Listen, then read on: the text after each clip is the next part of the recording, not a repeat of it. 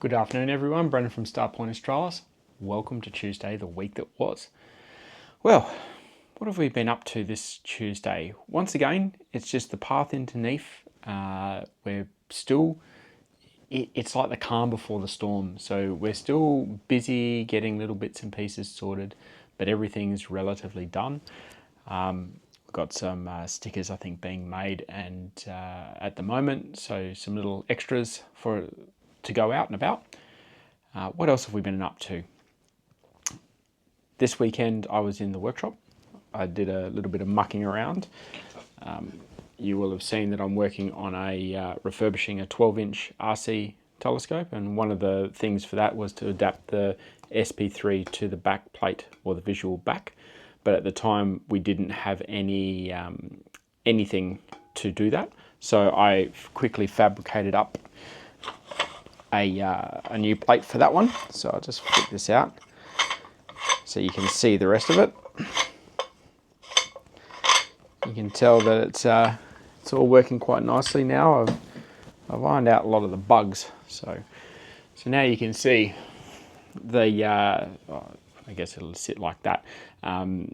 This is the visual back in here, and it has the proprietary foot system and the clamping system that allows for full 360-degree rotation.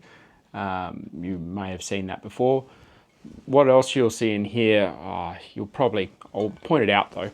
So if you have a look up in here, you'll see the main screw that's sitting there, or the bolt that's sitting there, but then there's a screw hole right beside it on each and every single screw point. So this here is so that you can make sure that the focuser is parallel, flat 90 degrees parallel to the mirrors that it has to collimate with. But the reason why I've got 6 in here is when I was looking at it, if I was to go and put these into do some tilt adjustment to make sure that it was perfect, the other 3 bolts that you have, you can't really do that tip tilt adjustment with 6 bolts. So what would end up happening is that the aluminium plate that I've made would start warping and flexing as it would go around. So what I'm going to do is I'll use 3 points of contact to do my tip tilt, but then what I'll do is I'll put in the other 3, I'll set them down and use it as almost like a stop point, and that way then you are pulling very, very close to a hard point. So to keep that as flat as possible whilst I'm doing the rest of the collimation. There's a little bit to do here.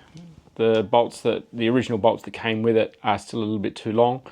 I'm going to look at getting some new ones for that, because there is another visual back that sits on here that is not a focuser. It's just a 2-inch eyepiece hole.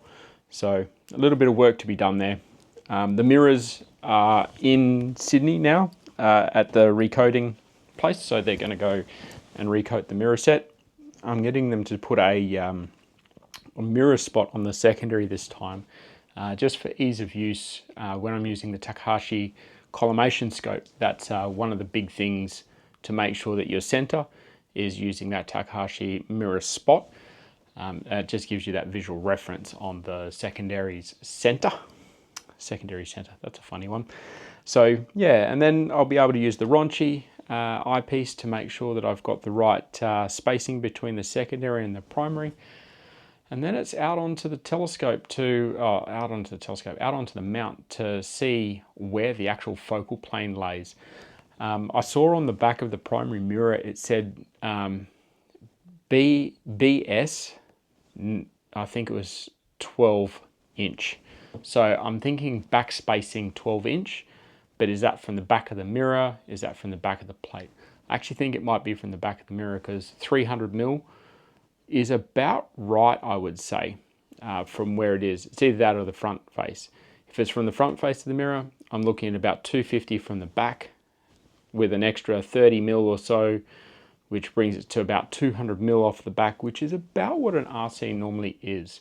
So it'll be interesting to see. I did a bit more on the carbon fiber tube. I did a bit of maths and made an educated guess of where the secondary is going to sit. And then I punched the holes in for the spider vanes. So I got that done as one step closer, and it's actually very close now. I literally have to put, have it over here. All I have to do is the carbon fiber stalk. I've got the inner tube and I've got the flat mounting plate. So I've only got one more piece of carbon fiber that I need to cut, and I can hand cut that for the top piece. And then I can literally screw the secondary mirror holder completely on. Once that happens, I can balance it. Once I can balance it, got me on the funny bone. Once I balance it, I'll then be able to mount the dovetail riser blocks onto it. And then we will be away and testing on that bad boy. So yeah, making some good strides. I had some fun and games as well this week. So you would have heard me saying that I've been working through all the integration of Bluetooth 5 protocol, Bluetooth LE5 protocol for the focuses. And as much as you read all of the documentation, sometimes there's just some little bits and pieces that is in a different part of 300 odd pages in the manual that says don't use these pins. And that happens to be where a couple of my peripherals are attached to. So I'm on the way now to try and identify exactly which of my peripherals are causing havoc, because it keeps restarting the main processor unit.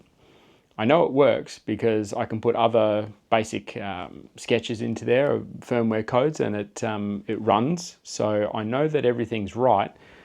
It just has to be that one of my, it'll be probably the LED light that's on there that is probably triggering it off. So you learn. You're always learning, and I think for me that's one of the biggest things, is that I'm always learning, and I actually like coming across problems.